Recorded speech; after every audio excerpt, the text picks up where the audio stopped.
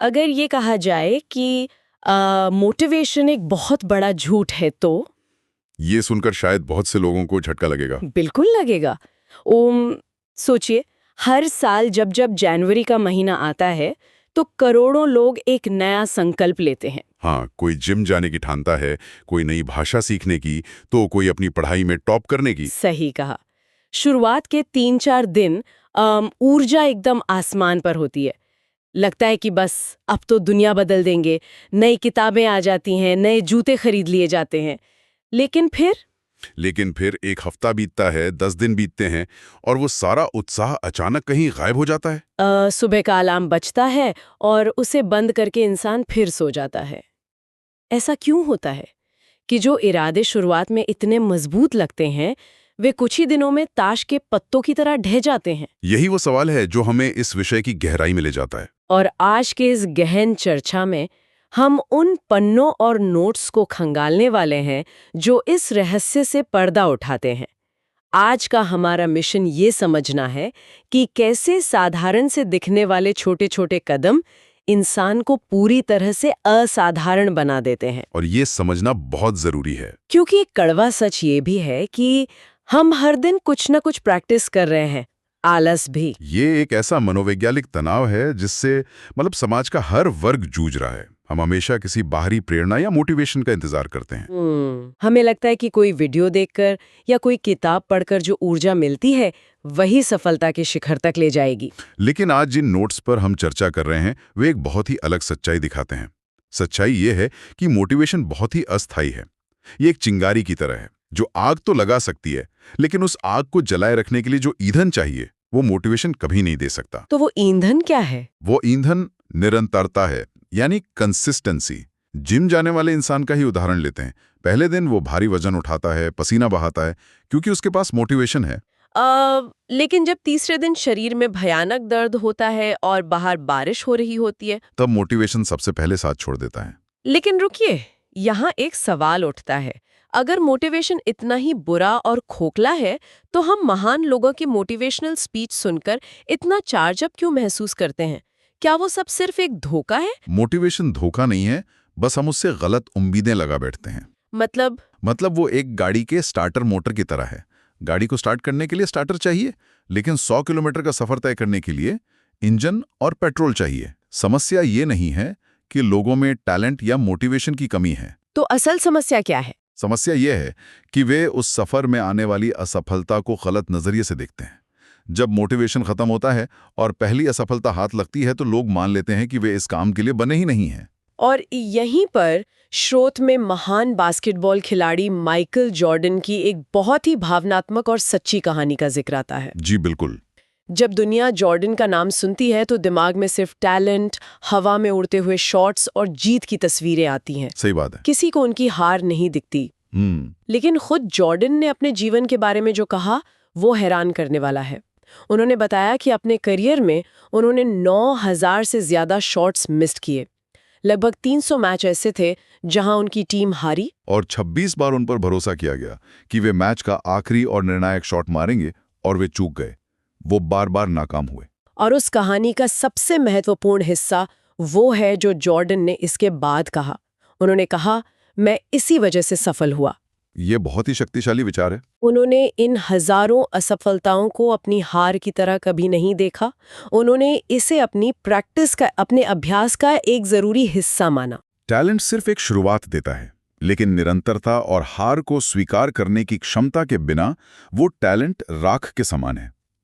ये एक विरोधाभास है कि जिस चीज से इंसान सबसे ज्यादा डरता है, यानी फेल होना, वही असल में महानता की इकलौती सीढ़ी है। तो इसका मतलब है कि लगातार फेल होते रहना और काम को दोहराते रहना ही सफलता का राज है। लोग अक्सर ऐसा ही मान लेते हैं। लेकिन क्या सिर्फ आंख बंद करके एक ही काम को बार बार करने से कोई असाधारण बन सकता है?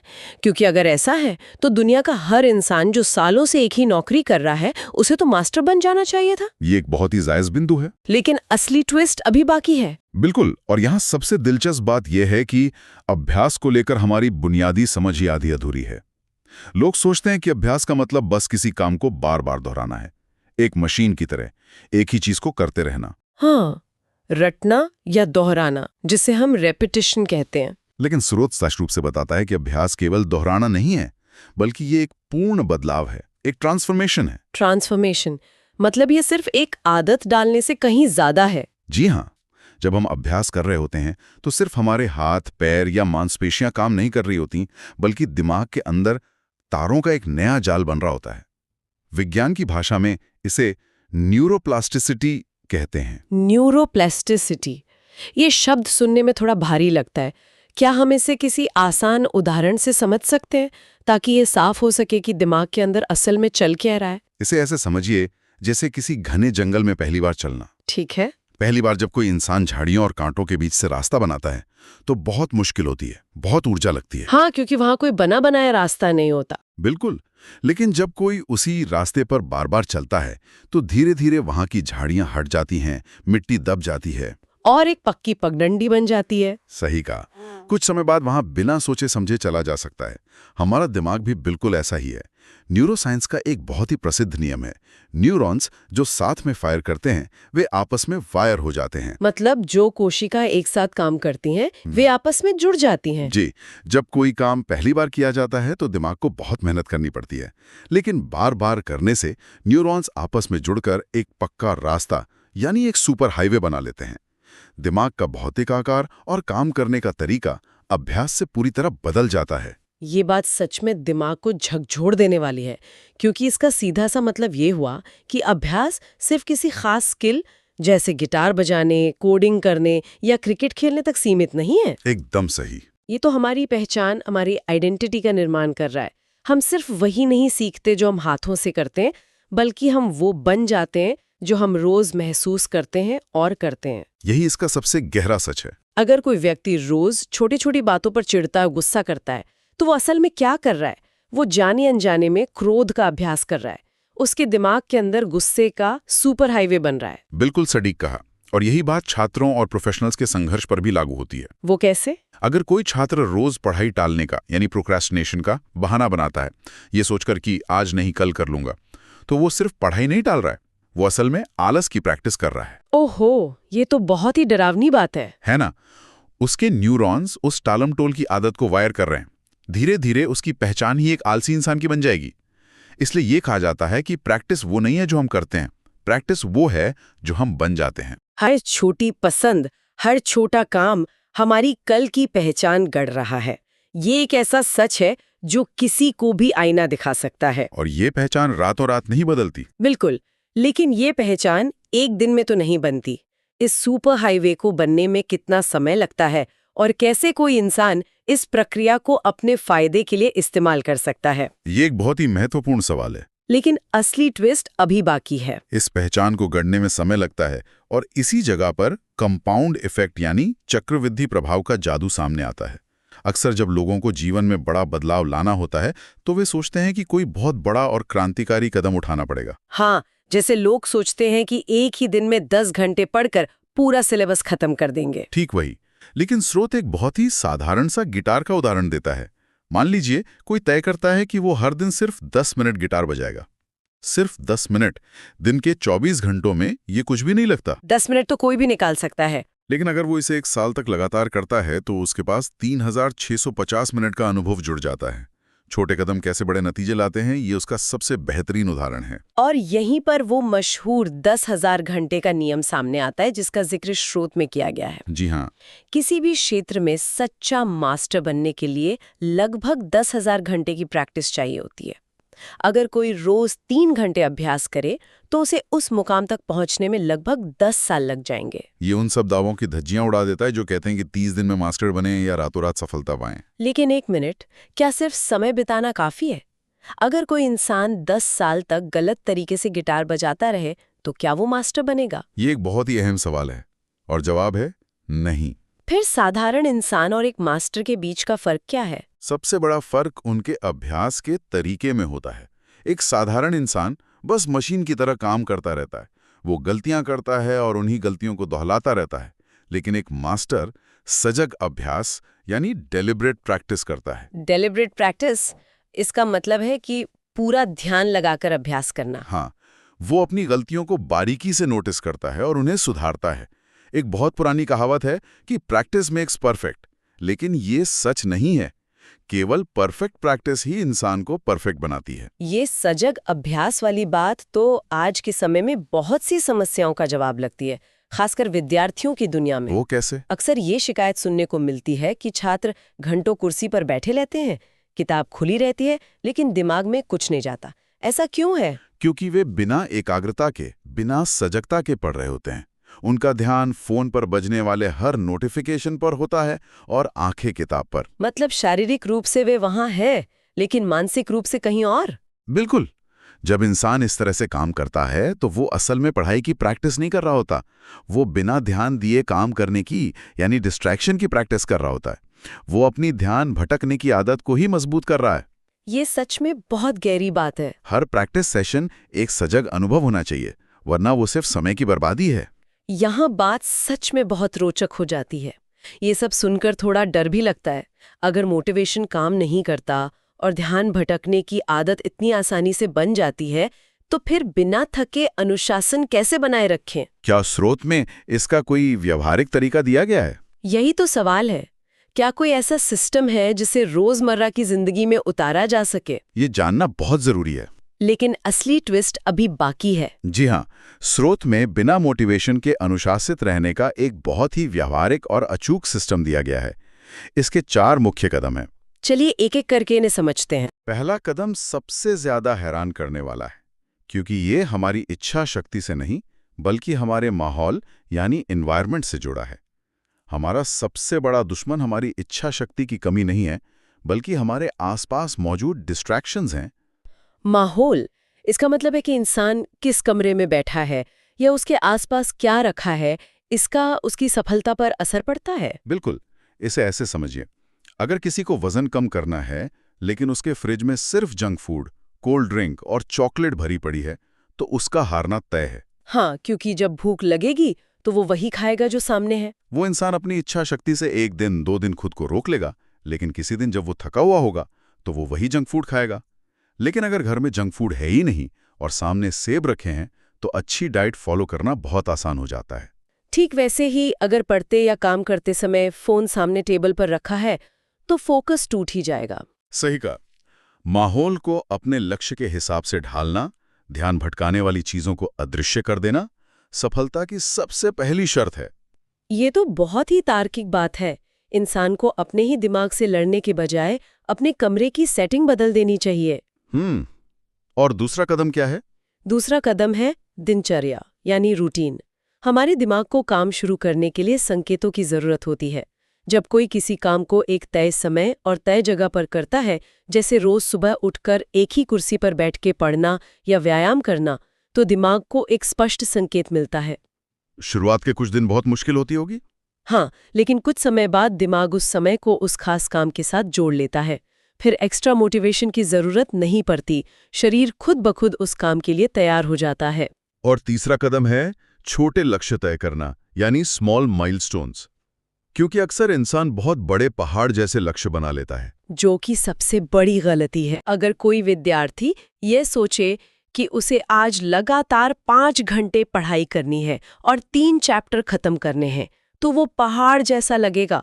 वो तनाव में आ जाएगा और शायद किताब खोले ही ना। बिल्कुल। लेकिन अगर वो सिर्फ 15 पेज पढ़ने या सिर्फ 20 मिनट ध्यान लगाने का एक छोटा लक्ष्य बनाए, तो वो आसानी से शुरू कर सकता है। हर छोटी जीत दिमाग को डोपामाइन देती है, खुशी देती है और आगे बढ़ने की ताकत देती है। बहुत सही कहा। और इस सिस्टम का चौथा और अंतिम कदम है फीडबैक और आत्मचिंतन। यही वो जगह है जहां सजग अभ्यास असल में काम करता है। इंसान जो भी कर रहा है, क्या वो सही दिशा में है? इसके लिए कोच या मेंटर की जरूरत होती है, जो बाहर से देखकर गलतियां बता सकें। अगर एक गायक रोज गलत सुर लगा रहा है और उस पे ध्यान नहीं दे रहा है, तो वो उसी गलत सुर का मास्टर बन जाएगा। एकदम सही उदाहरण है। फीडबैक हमें उस अंधेरे कुएं से बाहर निकालता है और ये सुनिश्चित करता है कि एक ही गलती बार बार न दोहराई जाए। तो ये एक पूरा ढांचा है। माहौल सुधारो, दिनचर्या बनाओ, छोटे लक्ष्य रखो और अपना फीडबैक लेते रहो। जी। लेकिन ये सब करना मशीन की तरह जीने जैसा नहीं लगता। क्या इंसान बस एक रोबोट बनकर रह जाएगा? इस पूरी प्रक्रिया में इंसानी भावनाएं कहाँ हैं? ये एक बहुत ही लाजमी चिंता है। लेकिन असली ट्विस्ट अभी बाकी है। अगर हम इसे बड़े परिप्रेक्ष्य से जोड़कर देखें तो अभ्यास कोई ऐसी चीज नहीं है जिसे हम सिर्फ कुछ हासिल करने के लिए करते हैं। ये कोई रोबोटिक प्रक्रिया नहीं है, बल्कि ये एक पूरा माइंडसेट है, जीवन को देखने का एक नजरिया है। और इस नजरिए में सबसे जरूरी तत्व क्या है? धैर्य। स्रोत में बीज और पेड़ का बहुत ही सुंदर रूपक दिया गया है। जब मिट्टी में एक बीज बोया जाता है और उसे रोज पानी दिया जाता है तो अगले ही दिन पेड़ नहीं निकल आता। हाँ, कई बार तो हफ्तों तक कुछ दिखाई नहीं देता। ऐसा लगता है जैसे सारी मेहनत बेकार जा रही है। ठीक यही बात अभ्यास पर लागू होती है। महीनों तक ऐसा लग सकता है कि कोई बदलाव नहीं आ रहा है, लेकिन असल में बीज मिट्टी के नीचे अदृश्य रूप से अपनी जड़ें जमा रहा होता है। जब कोई रोज दौड़ना शुरू करता है तो शुरुआत के कई दिनों तक सिर्फ थकान और शरीर में दर्द ही महसूस होता है। स्टैमिना तो बहुत बाद में दिखना शुरू होता है। बिल्कुल। अगर कोई उस अदृश्य विकास को नहीं समझेगा तो वो धैर्य खो देगा और जल्दी हार मान लेगा। इसके अलावा स्रोत एक और बहुत गहरी बात कहता है, इस पूरी प्रक्रिया को एक खेल की तरह लेना। Practice should be playful, not painful. अभ्यास मजेदार होना चाहिए, दर्दनाक नहीं। ये बहुत जरूरी है। अगर कोई सिर्फ बाहरी प्रेरणा के लिए, जैसे सिर्फ परीक्षा पास करने के लिए, दूसरों को दिखाने के लिए या कोई इनाम जीतने के लिए अभ्यास कर रहा है तो वो बहुत जल्दी थक जाएगा। लेकिन अगर प्रेरणा अंदर से है, अगर ज्ञान से या उस कला से प्रेम है, तो वो जीवन भर उस काम को मजे से करेगा। और इसी खेल की भावना में असफलता को स्वीकार करना भी छिपा है। एक छोटे बच्चे को देखिए, जब वो चलना सीखता है तो वो कितनी बार गिरता है? सैकड़ों बार। लेकिन क्या वो हार मानकर जमीन पर बैठ जाता है कि नहीं, मैं तो चल ही नहीं सकता? बिल्कुल नहीं। वो हंसता है, फिर उठता है और फिर कोशिश करता है। अगर वो गिरने से डरे तो कभी चलना नहीं सीख पाएगा। असफलता अभ्यास की दुश्मन नहीं है, वो उसकी सबसे अच्छी साथी है। और एक आखिरी चीज जो ये पूरा नजरिया इंसान के अंदर पैदा करता है, विनम्रता, ह्यूमिलिटी। सच्चा अभ्यास इंसान के अहंकार को पूरी तरह खत्म कर देता है। जब कोई किसी कला में, किसी ज्ञान में गहराई से उतरता है, तब उसे एहसास होता है कि अभी कितना कुछ ऐसा है जो वो नहीं जानता। इंसान जितना सीखता है, उसे अपनी अज्ञानता का उतना ही ज्यादा एहसास होता है। ये विनम्रता ही इंसान को लगातार सीखने के लिए प्रेरित करती है। वो समझ जाता है कि सीखने की कोई अंतिम सीमा नहीं है, ये तो जीवन भर चलने वाली एक यात्रा है। तो इन सभी बातों को एक साथ पिरोने पर जो तस्वीर उभरती है, वो सिर्फ एक कौशल सीखने की नहीं, बल्कि खुद के निर्माण की है। बिल्कुल, हम जो भी करते हैं वो हमारे भीतर एक नई दुनिया गढ़ रहा होता है। लेकिन असली ट्विस्ट अभी बाकी है। तो इस सब का असल मतलब क्या है? हमने दिमाग के न्यूरॉन्स की बात की कि कैसे वे आपस में जुड़ते हैं। हमने 10,000 घंटे के सजग अभ्यास को समझा, सफलता के उस व्यवहारिक सिस्टम को देखा जहां माहौल और छोटे लक्ष्य काम करते हैं, और धैर्य के उस अदृश्य बीज को जाना। लेकिन इस सब के पीछे एक बहुत ही स्पष्ट और सीधी सी चुनौती छिपी है। हम चाहें या ना चाहें, हम जानबूझकर करें या अनजाने में, हम सब हर दिन कुछ ना कुछ प्रैक्टिस कर रहे हैं। सवाल बस ये है कि क्या? ये सच में रातों की नींद उड़ा देने वाला विचार है। चूंकि हमारा दिमाग हर पल हमारे रोज के छोटे छोटे कर्मों को रिकॉर्ड कर रहा है, हमारे न्यूरॉन्स आपस में वायर हो रहे हैं और उसी के आधार पर हमारी पहचान हमेशा के लिए गढ़ी जा रही है। तो आज हमने अनजाने में ऐसी कौन सी अदृश्य आदत प्रैक्टिस की है जो छुपके से हमारा कल लिख रही है? क्या आज किसी चुनौती को देखकर मुंह मोड़ने की आदत को मजबूत किया गया? क्या किसी की बुराई करके नकारात्मकता का अभ्यास किया गया? या फिर एक बार और कोशिश करने का अभ्यास किया गया? और इस पूरी चर्चा के बाद एक ऐसा विचार भी है जो इन किताबों और नोट से भी एक कदम आगे जाता है। वो क्या है? हमने ये तो मान लिया कि हम अपनी आदतों की प्रैक्टिस कर रहे हैं, लेकिन क्या ये संभव है कि कोई और भी हम पर प्रैक्टिस कर रहा हो? ये तो बहुत ही चौंकाने वाला सवाल है। सोचिए उन सोशल मीडिया एल्गोरिदम्स के बारे में। दुनिया भर की बड़ी टेक कंपनियां हर दिन, हर सेकंड इंसान का ध्यान खींचने की प्रैक्टिस कर रही हैं। वे करोड़ों का डेटा इस्तेमाल करके ये डेलिब्रेट प्रैक्टिस कर रही हैं कि इंसान को स्क्रीन से कैसे चिपकाए रखा जाए। वे हमारे आलस और हमारे डिस्ट्रैक्शन की कमियों का फायदा उठा रहे हैं। अगर इंसान सजग होकर अपने ध्यान को केंद्रित करने की प्रैक्टिस नहीं करेगा तो ये एल्गोरिदम हमेशा जीतते रहेंगे। वे इंसान की पहचान को सिर्फ एक कंज्यूमर यानी उपभोक्ता बनाकर रख देंगे। ये बहुत ही भयानक लेकिन सच बात है। समाज और ये डिजिटल दुनिया हमारी कमियों पर काम कर रही हैं। अगर इंसान ने अपनी लगाम खुद नहीं पकड़ी तो कोई और उसे चलाएगा। हमारा हर छोटा काम, हर छोटी सोच एक बीज है। और यही हमारी आज की इस गहन चर्चा का सबसे गहरा सच है। हम केवल कोई कला या कोई विषय नहीं सीख रहे होते, हम हर पल खुद को बना रहे होते हैं या खुद को मिटा रहे होते हैं। तो इस सफर को यहीं विराम देते हैं एक आखिरी विचार के साथ। हमारा हर दिन एक अभ्यास है और हमारा अभ्यास ही हमारा इकलौता भविष्य है। चुनाव हमारा है,